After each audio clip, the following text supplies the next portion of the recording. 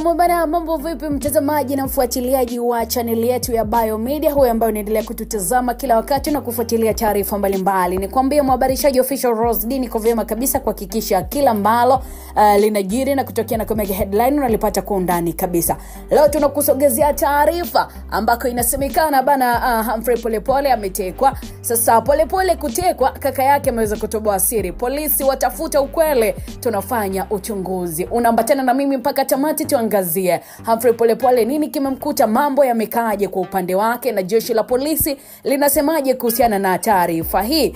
Bana, jeshi la polisi nchini Tanzania limesema kuwa licha ya kuchunguza ukweli wa taarifa ambazo zinasambazwa kwenye mitandao ya kijamii na ndugu zake Humphrey Polepole, ikiwepo kaka yake kuhusiana na madai ya kutekwa kwa Humphrey Polepole, asubuhi ya leo kaka yake Humphrey Polepole bana alidai kuwa kuna kifaa alifungwa mwilini kinawasaidia kujua yupo wapi, na amedai kuwa anabadilishiwa maeneo, na kaka yake Humphrey Polepole amedai kuwa mdogo wake ni kweli ametekwa na watu wasiojulikana.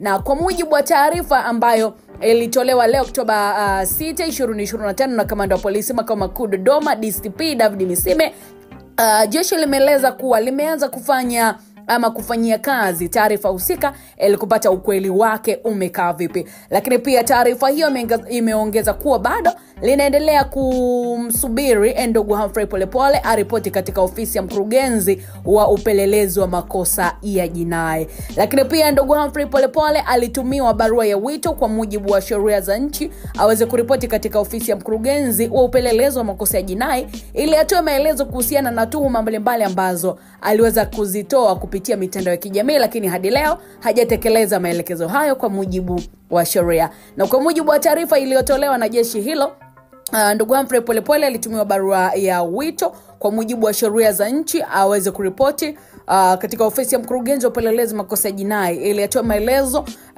kuhusiana na tuhuma ambazo aliweza kuzitoa kupitia mitandao ya kijamii, kama ambavyo tunaona anaingia YouTube anazungumza mambo kadha wa kadha. Hivyo aliweza kutumiwa barua lakini hakuweza kufika ili kuweza kutoa maelezo ya kina. Taarifa ambazo zimetufikia hivi punde kama Biomedia ni kutekwa kwa ndugu Humphrey Polepole. So tunaendelea kuangazia update ya taarifa hii.